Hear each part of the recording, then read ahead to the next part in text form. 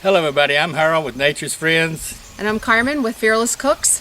What are we doing today, Carmen? We're going to harvest this basil and then we're going to take it inside and dry it.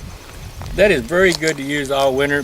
So we're going to cut this down, take it in, and Carmen's going to show you how she dehydrates it. This is beautiful.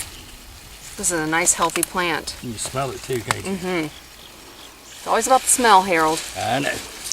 And then people don't want to smell me though. Want to marry me, Harold? Yeah, what a bouquet. So we're going inside and show you what we do. Okay, we're back in the house now and Carmen's going to show us what to do. Okay, so we've harvested the basil, and what I'm going to do first is just pick off these little flowers. We're not going to dry those. I'll pick those off. And the leaves at the top are the more fragrant and they have the most oils versus the ones at the very bottom. So we're going to take the stems or the leaves and just pick them off. Leave the stems. That way when you pinch the heads off, when you're letting it grow, you smell it in the whole garden? Yep. And I never knew that. Yeah, that's why. And make sure that when you're picking it, you're not going to use pieces that have bug bite, bug holes, or any brown on it. So we're just going to discard that one. And see, that wouldn't make any difference to me because once it's dried and crumbled up, I wouldn't see that hole. This is video, okay? We're trying to make an impression. All right, the other thing that we want to do is, because you can see the different size of the leaves, the taller leaf or the bigger leaf, you're going to want to slit this just so it helps it dry a little bit better. Just trim the stem.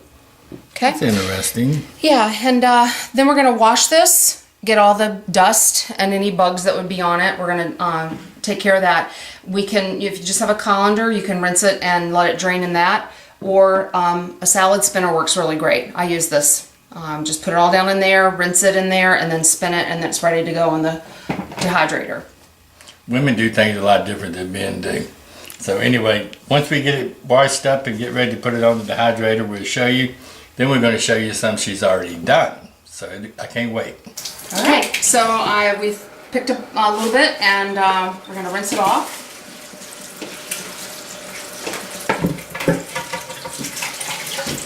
Salad spinners are a neat little thing. It's better than putting them on paper towels and racking it. So that's what I always like to do. Yeah, it just saves, we're going green here. I know. Okay, and then I'm just going to take the salad spinner, the lid down on it. Put a couple spins, give it a whirl. Turn the brake on. I never knew it had a brake on it. And then it's amazing how much water stays on things. All right, Harold. You want to do the honors? Lay it on the rack? Yep. You lay it on the rack. Just a note is that about 8 ounces of fresh herbs will yield about 1 ounce of dry. And does basil, when it's dried like a mushroom, is it more potent? It is, yes. That's a good point to bring up. It is. So just and it's more strong than commercial grade dried herbs. The mushrooms are exactly the same way. So these multiple racks, and this particular dehydrator Carmen's got a little more fancier, newer one than this one. But yeah, my dehydrator we bought because our son likes to do jerky, so we needed a little bit more of a commercial grade. And what temperature do we put this on? Okay, this is going to be dried between 100 and 110 degrees for 20 to 24 hours. Now we have one dehydrator that doesn't have a thermometer on it. It's just a straight dehydrator. So I don't think that would work very well, would it? Probably not for this, but again, something you can always try and see. They're all probably a little different. Gardening is always an experiment. Carmen made this last year. We've been using it all winter, and it's amazing how good it tastes. I mean, just like it did when it was. Yeah, and you're going to want to store it, Harold, in an airtight container. We'll have us a jar here to put it in. If you need to test to make sure that it's dry, what you need to do is put it in an airtight container for about 3 to 4 days and make sure there's no condensation, and then that way you'll know. That's a good point. Okay. So then what we're going to do is you stack these all up.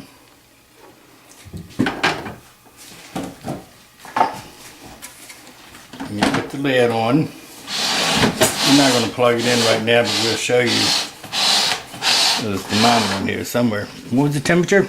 Between 100 and 110. There's 105. So Perfect. we'll set it on 105, and then we'll let it go for 20 to 24 hours. 20 to 24 hours. Now we're going to show what she's already did. Yeah, and I did this yesterday, and the great thing about it is, once you get done the prep and you put it in there, it's done. You can walk away and you don't have to check it, you don't have to do anything to it. So you can see how they shrink, and to test to make sure that it's dried well enough, you just want it to be crumbly, okay? I'm going to get us a jar. All right, you give me a jar. And then you can smell even how good it smells.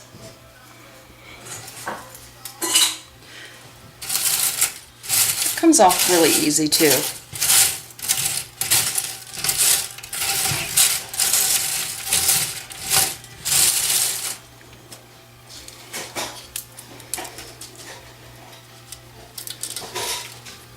Harold, where's my jar? Jar's coming. Okay.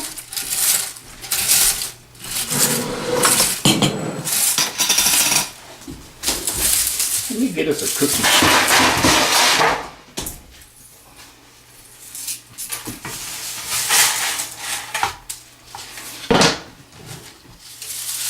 That's beautiful, Carmen. It is pretty, isn't it? And it's so simple to do, and it's worth the time to take and do it. Anything you can keep from having to buy in the store.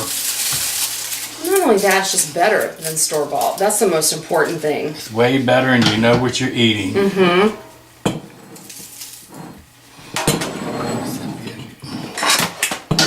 Put that out of the way.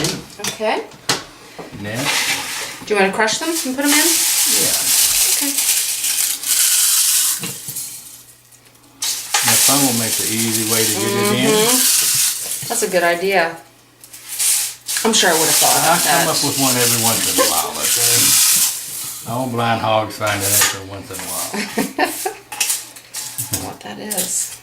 I want that in my... What all do you use this in the wintertime? We use it in pasta, soups. What else, Rob?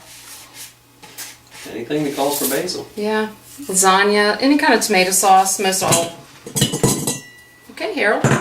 You know we do. Put the lid on it.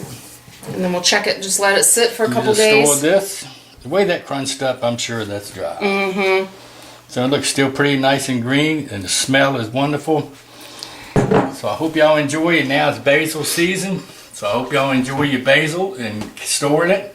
Until next time, I'm Harold with Nature's Friends. You can email me at naturesfriends@embarkmail.com. And I'm Carmen with Fearless Cooks. And we always have a ball doing videos together. Thank you.